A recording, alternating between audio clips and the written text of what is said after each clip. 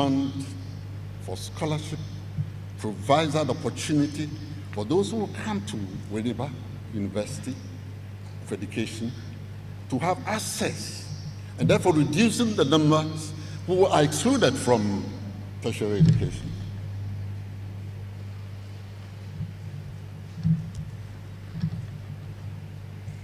The Research and Innovation Fund and Staff Development Fund is also critical to our development. Publications and research work in a science area. We're doing a lot of research work in biology and biometrics. In mathematics especially,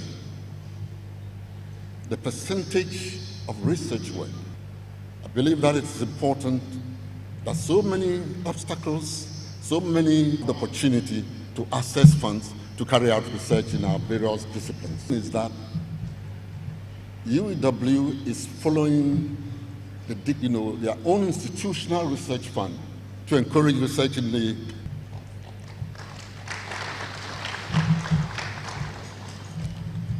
every staff in the university, PhD students in the university, and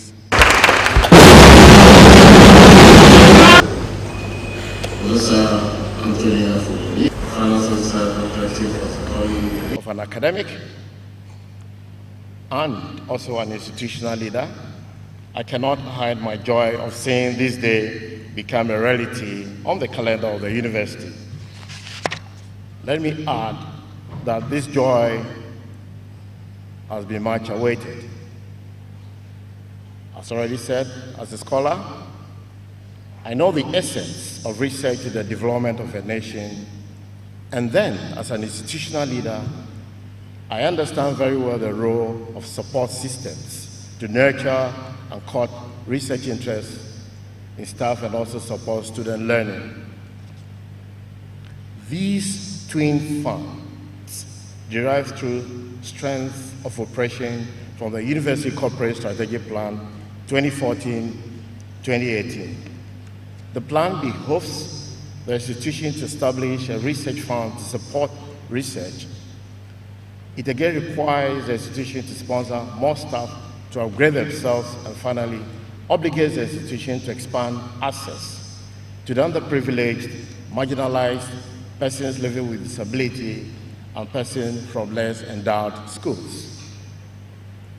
Mr. Chairman, distinguished guests, the principal purpose and intent for which the Research, Innovation and Staff Development Fund is established is to provide a system for regulating the funding, administration, management, investment, and disbursement of resources for research, innovation, and staff development. The objective of the fund include: 1, to create an enabling environment in the university for research; 2, to promote increased research activities in the university, and to enhance the academic profile of faculty and other senior members and staff, as well as improve the ranking and visibility of the University of Education, Winneba.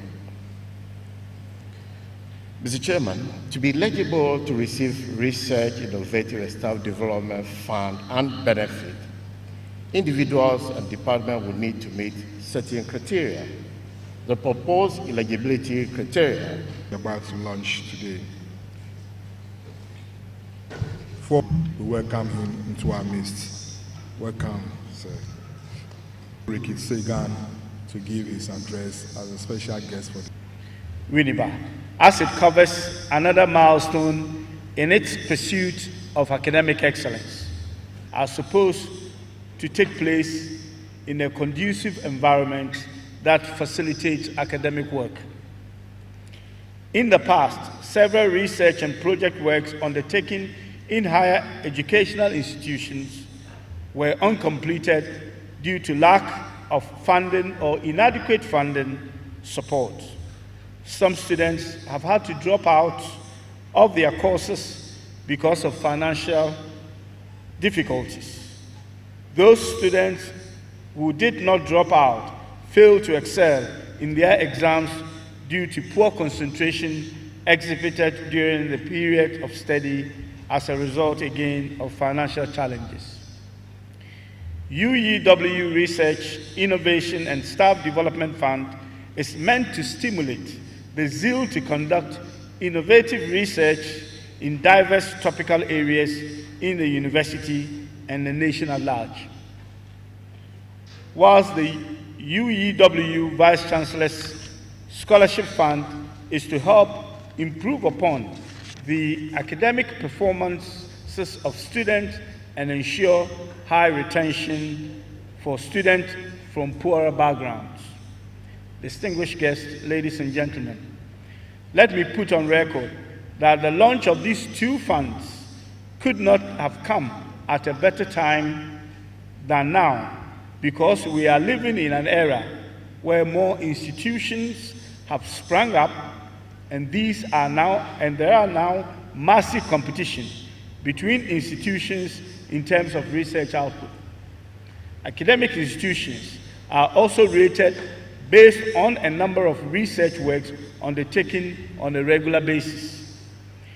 Innovative research conducted in the area of education, art, business, science and technology play a crucial role in the development and advancement of an institution of higher learning and the nation at large. I urge all staff, teaching and non-teaching, to initiate innovative research and projects to access the fund, and in doing so, utilize the fund for its intended purpose. We are hopeful that the funds will be sustained in the years to come. I would like to make a humble call to stakeholders of education in and outside Ghana to cultivate an interest in supporting the funds through monthly or yearly donations in order to ensure its sustenance. I am reliably informed that the management of the university is in full support of these funds and has pledged commitment to ensure, again, its sustenance.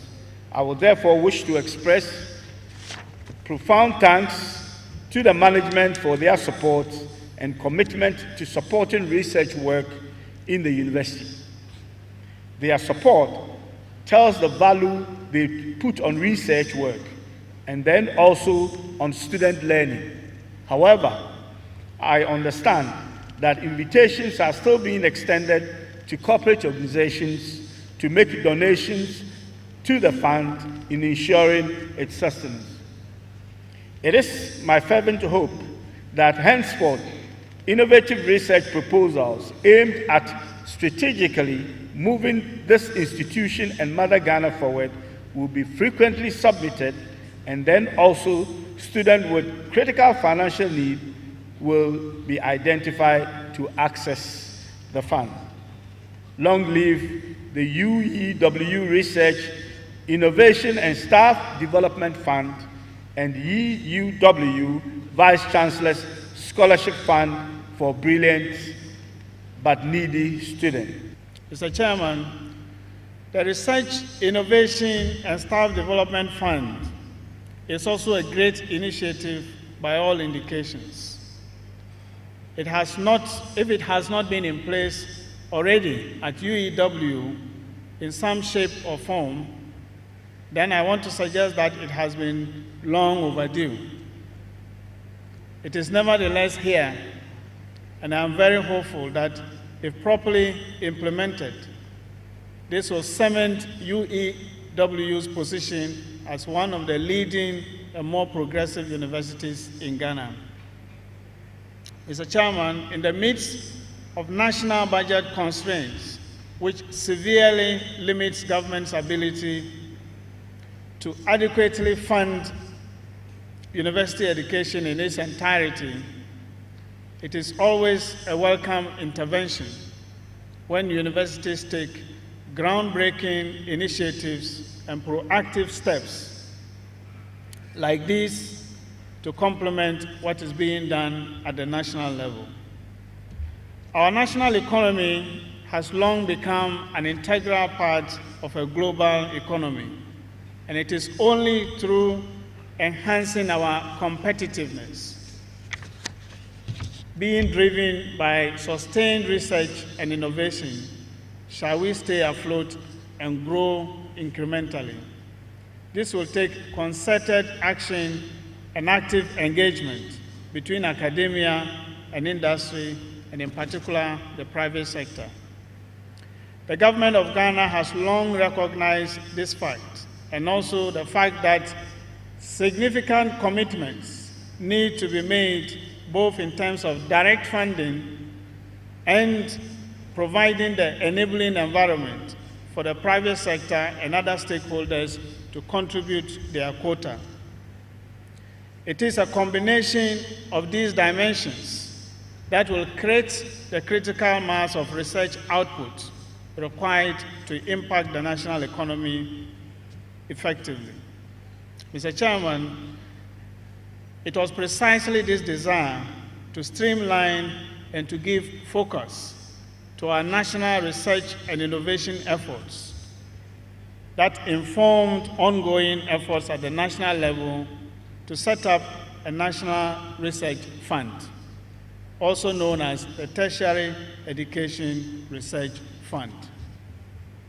In the beginning, as you all might know by now, it had been the thinking of government and the National Council for Tertiary Education that payments made to academic staff in respect of book and research allowances could be pulled together into a national research fund to enable a more effective use of the resources for the intended purpose. Unfortunately, Mr. Chairman, this proved to be a very difficult proposition, as academic staff led by UTAG and actively supported by VCG vehemently kicked against the idea.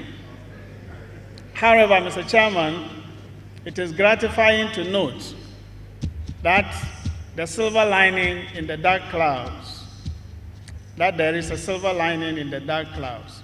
And that silver lining is the fact that all of us, all stakeholders across board, affirm the need to have a national research fund. All of us are agreed on that. And so the idea has strong and broad-based support in principle.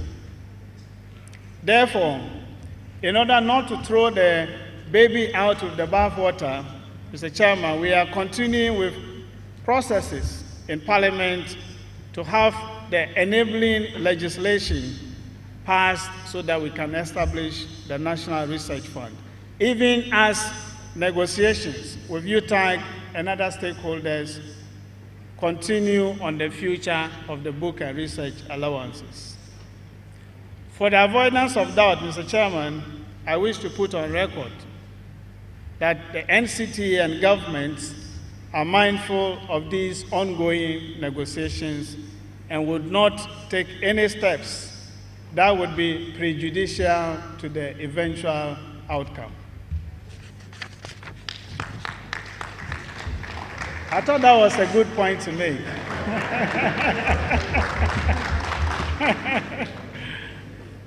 Mr. Chairman, we've therefore ensured that the current text of the Tertiary Education Research Fund Bill makes no reference to book and research allowances as a source of funding.